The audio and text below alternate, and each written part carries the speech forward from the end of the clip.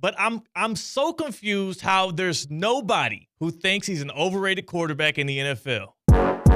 Live from the Anajar and Levine Accident Attorney Studios. The man, your man could smell it. Theo Dorsey is theoretically speaking. But are you a different animal and the same beast? What does that mean, Kobe Bryant? Streaming live on YouTube. Here's Theo Dorsey. Good people. It's your boy Theo Dorsey on a Wednesday, on a midweek Wednesday right here. We're gonna get some, of course, our midweek midterms in. I'm with you. I got my guy C-Cat on the ones and twos on the other side of the glass. And C-Cat, I actually just saw from my alma mater, Hampton University, my home by the sea, the illustrious Hampton University. They just put out the top 40 under 40 alumni list where they're awarding, people that have done great things in the world, made some change, some impact. And I was looking on the list, see a lot of people posting about how they made it. Didn't see my name anywhere on there. Oh, it's kind of tough. Dang. Yeah. This comes off of yesterday's show where a caller said, "Of course you're invited. You're Theo Dorsey." Well, Thank you, Larry. And we are going to be there at Duffy's next week. We are going to pull up Larry. Larry and Boyne, who was gracious enough to invite us to Duffy Sports Grill in Delray Beach next Thursday night for the opening game of the NFL season. My Chiefs versus your Ravens. But my alma mater, Hampton University, they say I got more work to do. And you know what? That's motivating for me. That's inspiring for me. Congratulations to those that did make the list. But also, that means the job's not done, C-Cat. And we knew that here on Theoretically Speaking. Maybe they need to tune in more, and I might make the list. I think once we get our second hour starting on Tuesday, new lineup 2 to 4 p.m., that's when they will notice. And that's the thing. The voting for these things happened before we made our big announcement. Oh, it all makes sense now. Yeah. Like I understand. So to the committee, to everybody else on the list and whatnot, I won't hold this against y'all. And C-Cat, on top of that, if I was on that list, probably a little overrated. I don't know if I'm top 40 under 40 when it comes to the good Pirates of Hampton University. But when we look at the NFL today, because we are gearing up for another season here that's going to be an incredible one. It starts with a repeat of the AFC Championship game. To me, when we see these lists come out and we have players ranking quarterbacks and talking about who's the biggest trash talker and whatnot, we got the big Mike Sando article from The Athletic where he gets NFL executives and scouts and even some analytics people to rank and tier quarterbacks. The funny thing with that is now we're at a place in the NFL community where it's hard to actually say this guy's overrated. This guy gets too much love. This guy isn't as up to par as he should be because, number one, there's too many lists. And number two, I think as an NFL collective, we have proper context with a lot of these guys. Like most people are properly rated. A year and a half ago or so, there were people that were a little high on Justin Herbert before he had done anything. These days, it feels like we have a pretty good standing on where he is when it comes to the elite quarterbacks in the league. And he's not with that top tier anymore. Like C-Cat, we're as close as we've ever been to properly rating quarterbacks. But that doesn't stop the dissension, right? Yeah, it's a numbers game. It's not the day and age where the only opinions you hear that are not your best pals were the guys talking on the radio or the newspaper headlines. Those are the only opinions and narrative makers that you see. It's not that day and age anymore. Social media is a force, man. You get everybody's opinion, whether you like it or not. So you get the spectrum. You get the extreme on one side, the extreme on the other side, and like always, the truth is somewhere in the middle. It's always going to be somewhere in the middle. And for me, I try to look at myself as an objective viewer of these things. I don't have an agenda to push. I am a Chiefs fan, so it's easy to just say Patrick Mahomes and the rest of the league. But he's bared that out with what he's done in his first 6 seasons here. He's bared that out with the rings he's chased and won, as well as the MVPs, the regular season stats. Like, there's no argument against that. But when we get to the point of talking about the most overrated quarterback in the National Football League coming into 2024, I'm puzzled as to how Joe Burrow got 0 votes from the players on that list that ESPN put out. Now, there were 103 NFL players asked, and I have in front of me right here the results of that list where they ranked the most overrated players. They also ranked they did the GOAT conversation, the rookie quarterback that'll have the most successful career, all of that other fun stuff. But the thing that people are most tied to is most overrated. And the guy that won that race was Josh Allen with 11 votes over Jalen Hurts and Tua Tagovailoa, who both tied for second with 10 votes. Josh Allen was ranked as the most overrated quarterback in the league. I know you're staunchly against that. But before we even get to touch on the Josh Allen of all of this, I have to be the one to bear some bad news for the Bengals fans out there. Joe Burrow is clearly the most overrated quarterback in the NFL, especially coming into this season based off of, number one, what he's been surrounded with in Cincinnati since he stepped in the league. Number two, the fact that this guy, since he entered the league, is the second most sacked quarterback. He is attracted to negative plays, in a way that is not healthy, not just for his body, because remember, he's had 2 season-ending injuries through 4 years. But also, it impacts your ability to score points as an offense. And the one thing that everybody always goes back to with Joe Burrow is the fact that he has a 3-1 all-time record against Patrick Mahomes. He beat him in that AFC Championship game, and he had that Super Bowl appearance.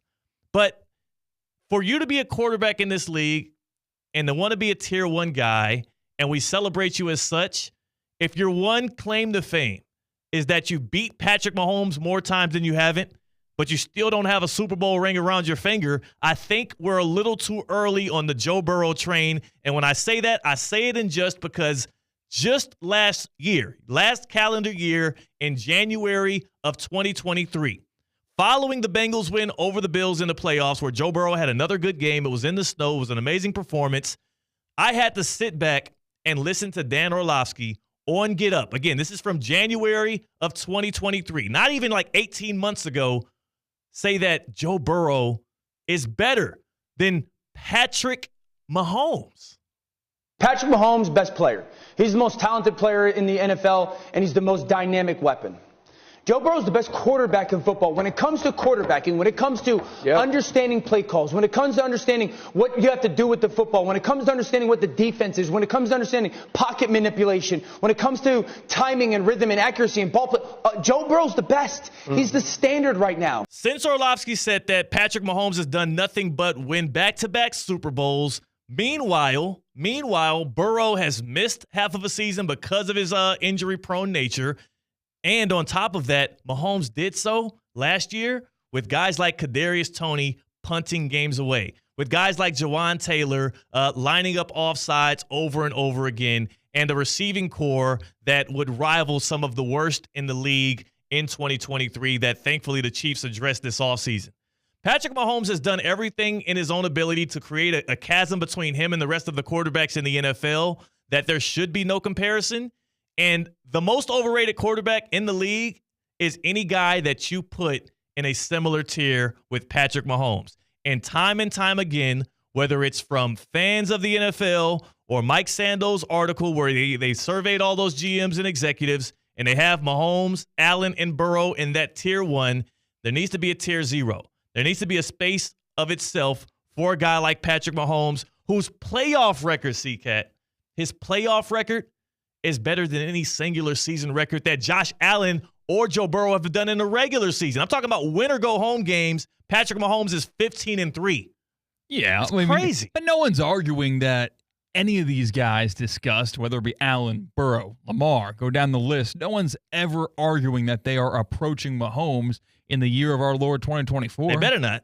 And they're not. And do you think that it's fair to equate these are players voting on these awards? Yeah. Are they equating overpaid with overrated? I don't think so. I think with some of those votes, because when you do see Tua in there, it probably helped that he just got that contract fresh this offseason. And I'm sure that these questions, the poll that they put out there was done this offseason. So maybe with Tua, that's the case.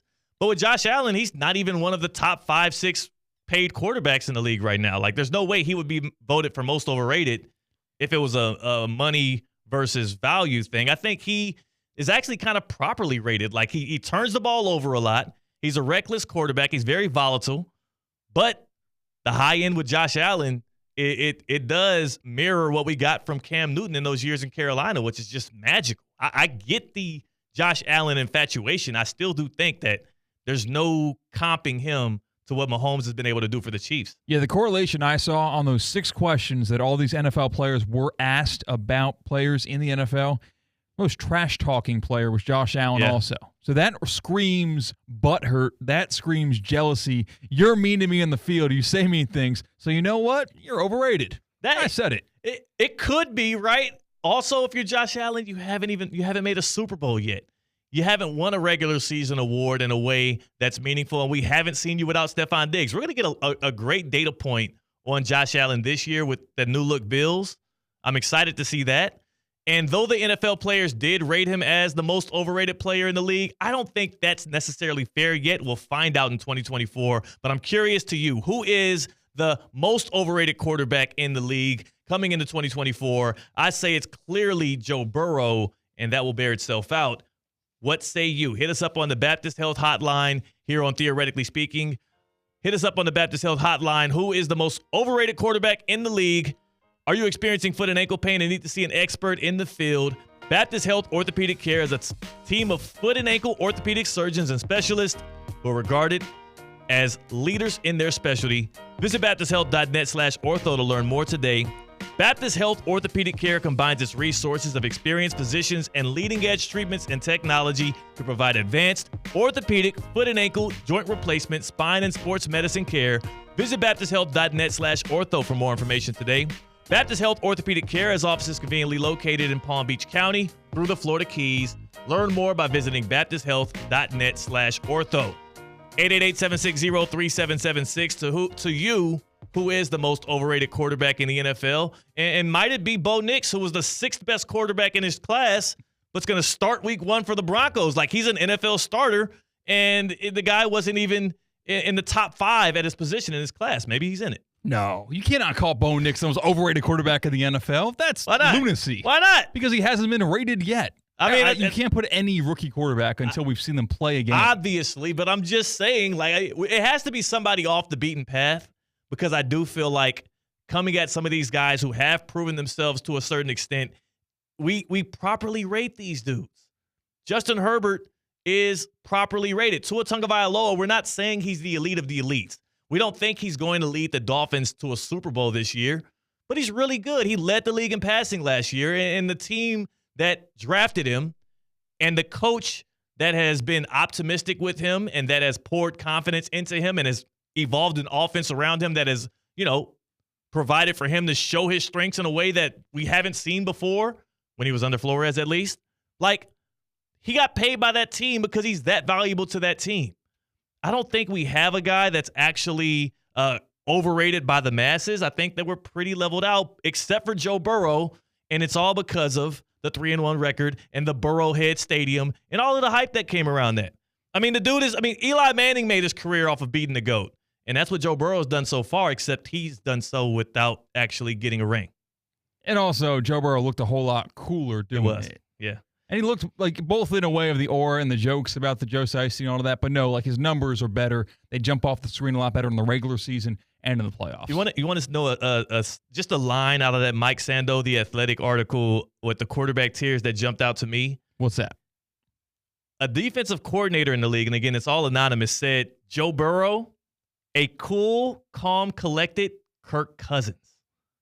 All right. That's not a crazy comp. But Kirk Cousins is also cool. Not cool. He's calm and collected. Not necessarily in situations where we're in the playoffs or it's a 3rd and long and you need to convert this and you throw it off short, or you're in the pocket and you get rid of the ball too quick because you're scared of the pressure that's coming in. Like, Joe Burrow is a lot more cool. And again, that's more praise to Kirk Cousins. I think he gets a lot of hate. I think he's a really good quarterback. Than it is like a detriment to Joe Burrow. But I thought that was a pretty good comp. But it should remind you why he should not be in the same tier as Patrick Mahomes. That's a different conversation we're having. Yeah, certainly. I mean, we go to the phones, and we got Evan coming up after this. I'm excited. We got a lot to get to. Who we got on the phones here on line 1? Kenny in West Palm Beach. Before we get to Evan Cohen on the other side, we got Kenny on line 1 here on Theoretically Speaking. Kenny, how you doing today? I'm all good, guys. How you guys doing? Pretty solid, Kenny. Again, I got Joe Burrow as the most overrated quarterback in the NFL today. Who do you feel really deserves that moniker? I would agree with you on that one. So if I were to have a follow-up, I'm going to say Jordan Love. Oh. The man balled out.